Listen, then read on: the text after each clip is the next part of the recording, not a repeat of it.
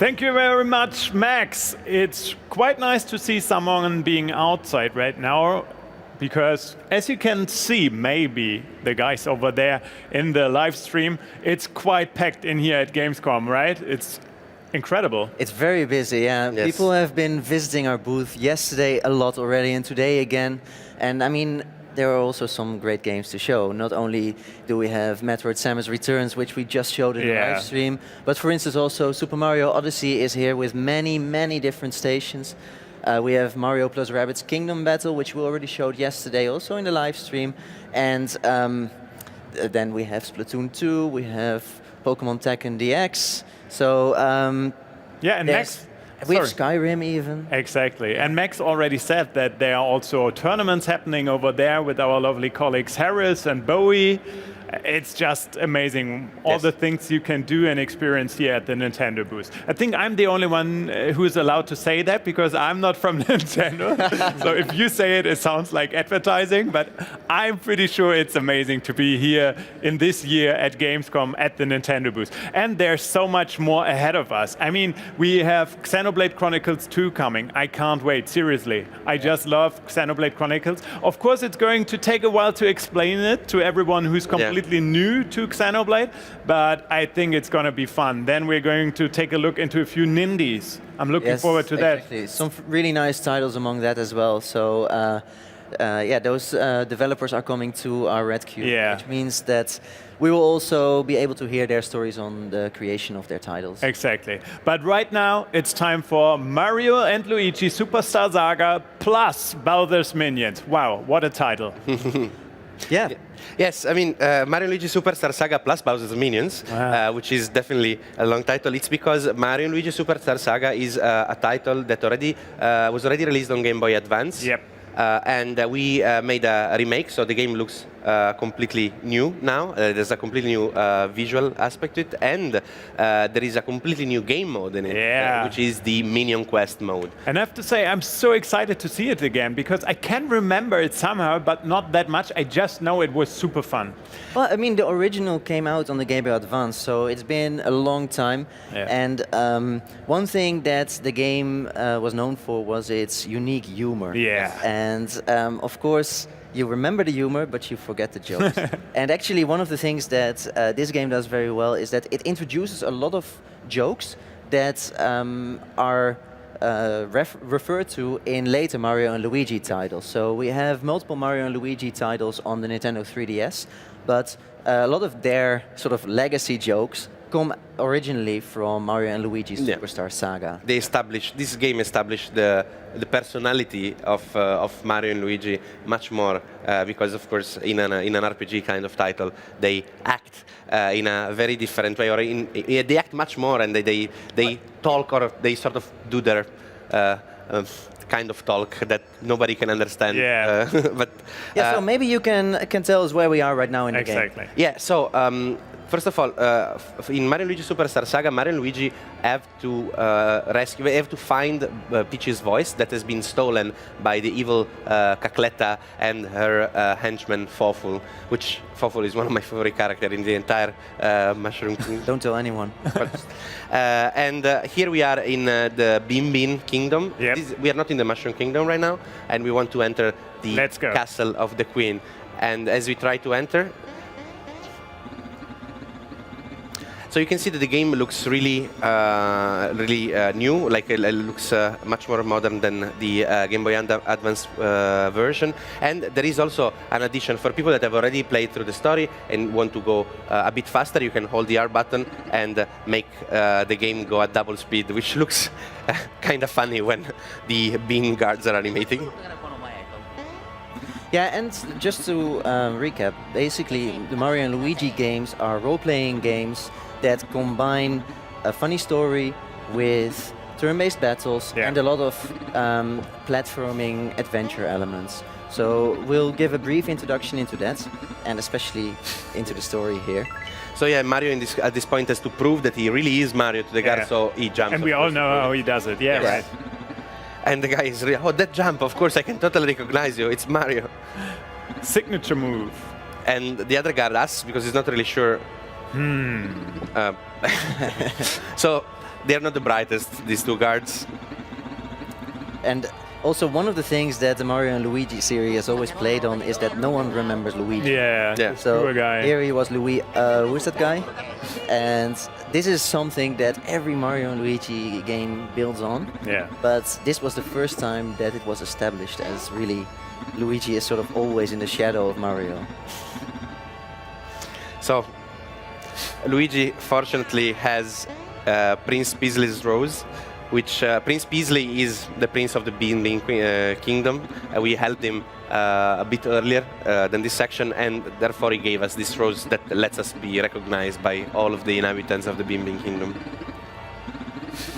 Taking into consideration that Rose and your wacky story, we will let you pass. Yes. Let's just say we were convincing. Yeah. So I wanted to show just a brief part of Mario Luigi Superstar Saga so that we can then dive in to the Bowser's Minion, to the new part of the game. Great. So maybe we can speed up the story. Yes. It looks quite funny, actually. Also, real Italian speech, of course. Yes. I can totally understand. I can understand what they're saying. Unlike.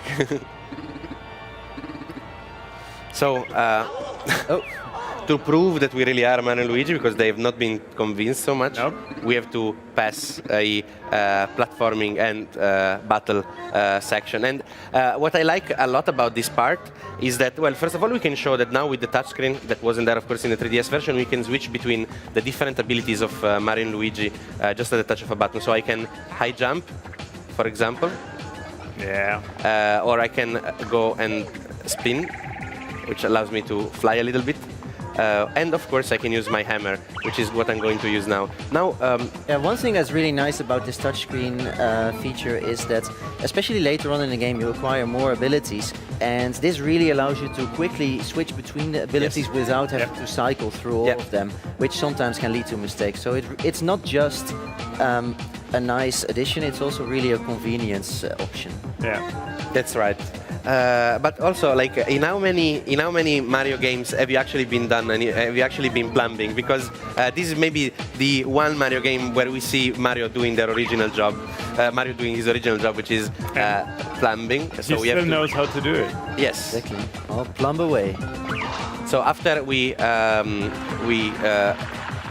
close all of these holes in the pipe system, we can go to that, we can open that door, so there's a bit of a puzzle element. But just before we end this part, I want to show you a fight, just to remind people of how the battle system works. Yeah, sounds good. So it is a turn-based RPG with some action elements. So I need to press buttons at certain moments to increase my damage or to avoid enemy damage. So in this case, I can of course jump, I can use my hammer, but I'm just going to go directly into the Brothers attack, which are the more special attacks. Yeah. Just to show you that even here, if you look at the touchscreen, you have just a simple screenshot that explains how to perform the move.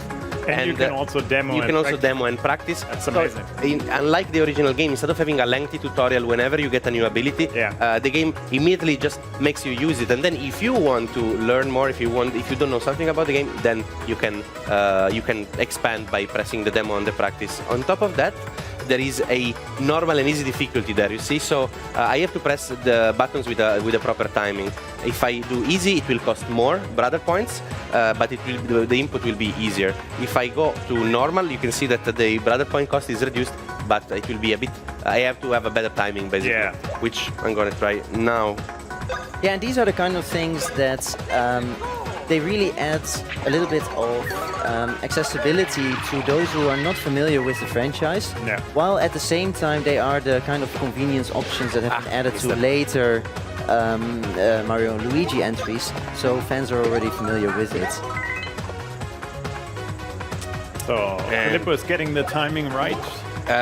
Well, I missed one before, but now I didn't want to mention that.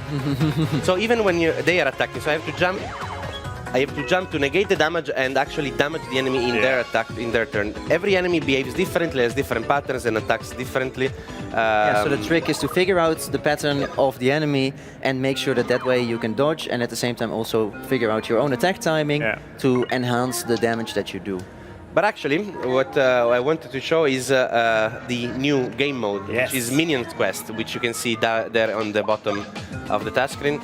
Minion Quest, the search for Bowser.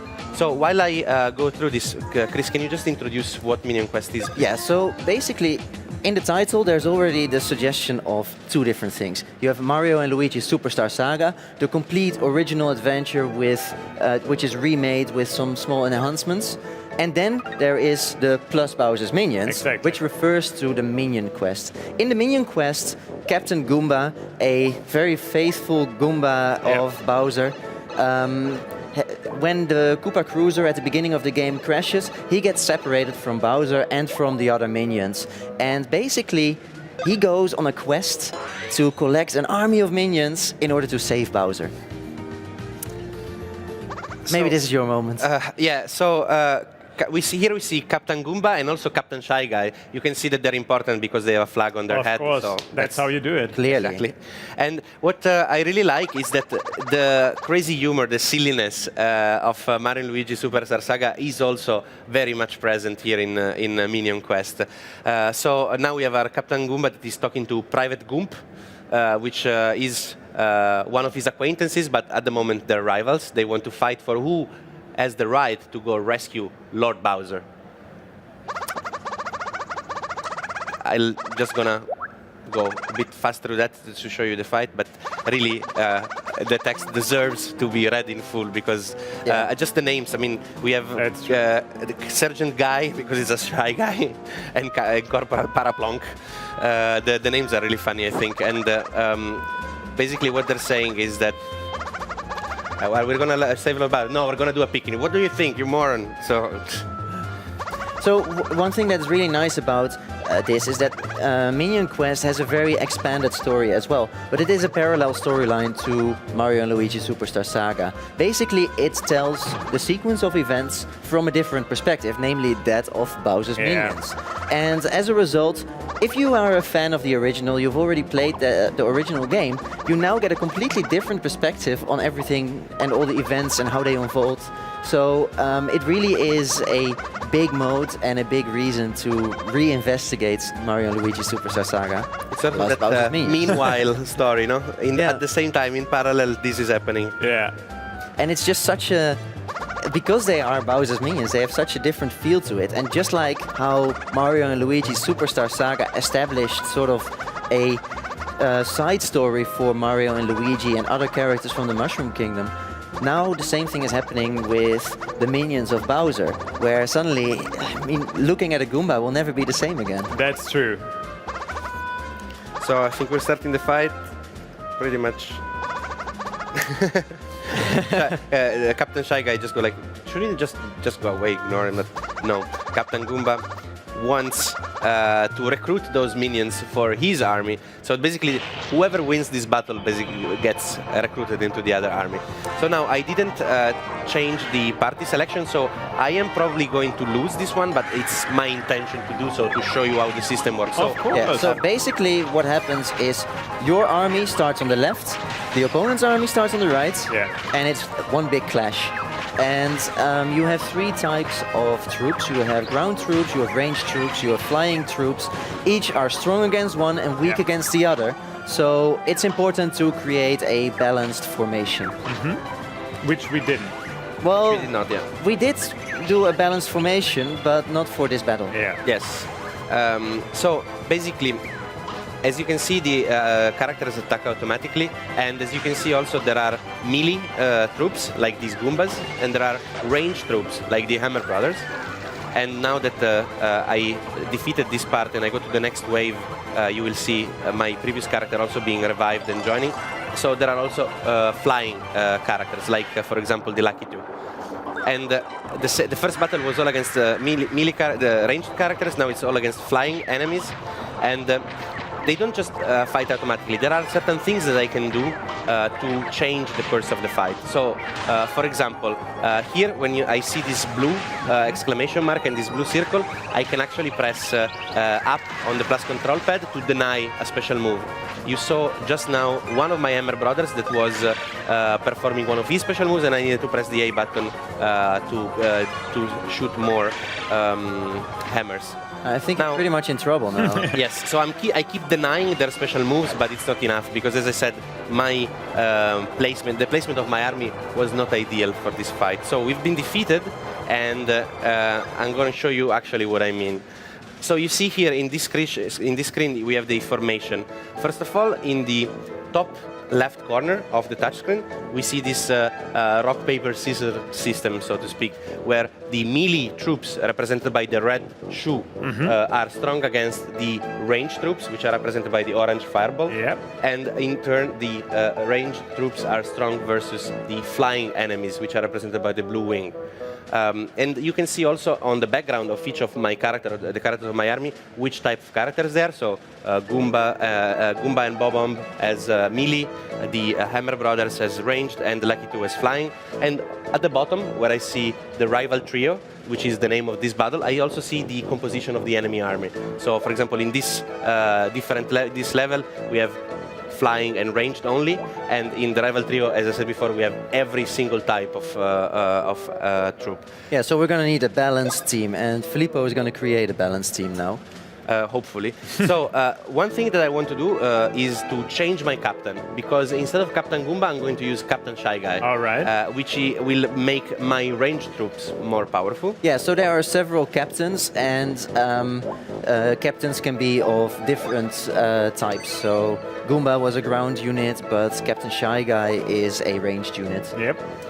Also, there is my troops are not positioned properly because they will be shown. They will be in the map in the order of which I put them here, based on how close they are to the captain. So the people that are closest to the captain are the troops further back, and the troops that I put further to the right are the ones that are really directly on the front lines. So what's your strategy right now? So here I'm trying, because we have these 3 waves of all different characters, I'm trying to create more of a balance between melee, flying, and ranged characters, and I'm going to put all of the ranged characters at the back, all of the flying and all my flying troops in the middle, and all my melee troops at the very front. All right, let's do it.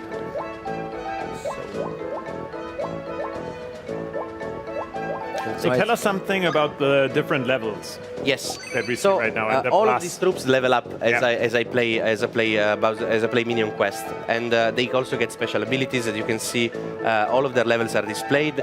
Each of them has a different set of statistics. Yeah. See. And I can also press Y to get details, and the game will tell me which kind of abilities they use. So let me just finish my formation with. I don't have very high-ranking melee troops. I mean, I already placed them all, the ones I had. So I think this could go actually. Let me just move the Lucky 2 in the place of this. Wait, what am I doing? So what is your thought process here, Filippo? Why are you placing them in this particular order? Yeah, as I said, I want all the melee troops in the front, the flying in the middle, and the ranged at the back. Clear. All right, And, let's see how this is gonna work out. Let's see. Also, because I have a different captain, also my abilities that use captain points will be different. So if you look below on the touchscreen now, I have call for backup, rally, and deny. So rally, which I'm gonna use at the very start, consumes 4 captain points, but makes boosts all of my troops. So the spirit is up, so they will do much more damage. They will be much more effective. So you also see these red moments. Yep. So red moments mean that one of your troops is about to do a special attack, whereas, like Filippo just did, whereas the blue moments are moments where the enemy is doing a special attack, which you can then use deny as a captain ability to block that attack. Exactly. Like now. Like Filippo is doing now. Although you only get 2 captain points back. Ooh, Filippo, this is not going well. No, this is not going well at all, actually. I think you're gonna make it though. I think it will work out, yeah. The good thing is that all of my troops are restored after every wave. So hopefully, yes. And also 2 of your captain points are restored, so at least for the next battle you have 2 more captain points. Yeah, so I will be able to deny 2 special moves.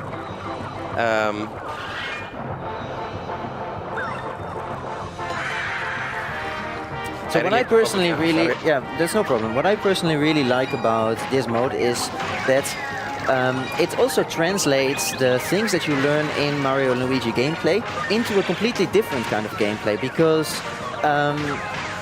you still need to use timing to get better results for your attacks. You see that your own troops can do special attacks if you time it well, and the opponent can also do attacks that you can dodge if you time it well.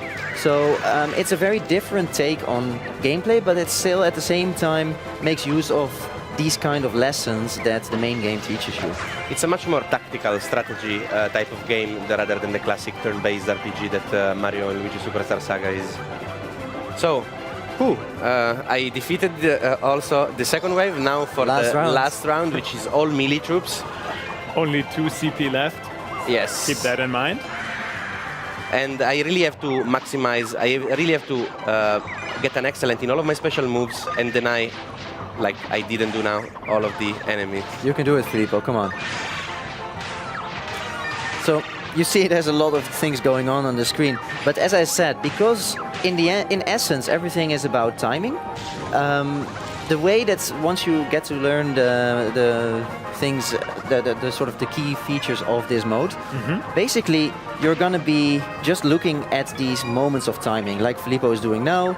He's really gonna make sure he maximizes his own special attacks and that he tries to block the others. Because the rest you don't have an influence on anyway. You should have done that before. This is gonna be very special. Oh, yes, you made it. The last sliver of life of Captain Shy Guy. You don't only get an applause from the game, you also get an applause from me. Thank you. Yeah.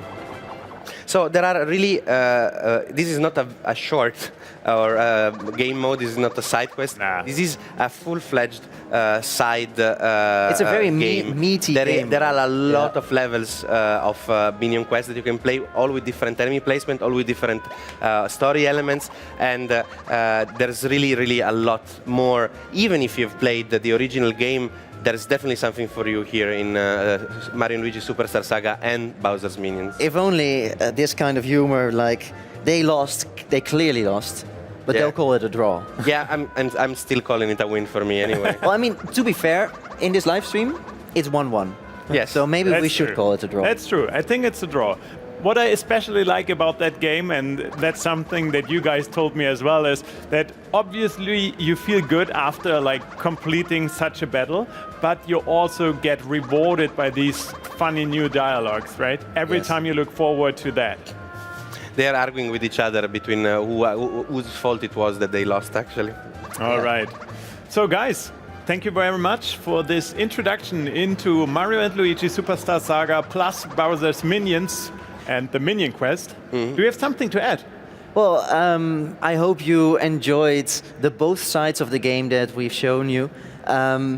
We really have been having a lot of fun with Minion Quest already. And of course, Mario & Luigi Superstar Saga is a beauty of a classic that is now completely remade for Nintendo 3DS. It's also a title that I think deserves to, I mean, translating humor in all the different European languages is not easy, as we know. And this title, I really have to commend the localization. Oh yeah, you said that before. Because playing this game for me in Italian it's just great. And I suggest everybody to play in their own native language, even if you normally play maybe in English, because really there's so much fun to be had in this game. All right. So thank you very much, Filippo. Thank you very much, Chris. We're going to see each other again. So stay tuned for more. Thank you very much for tuning into the live stream, and thank you very much for attending our showcase or our show stage more over there at the battle stage. And I hope that you guys continue to have a great time here at Gamescom, as well as joining us in the stream. So see you guys later.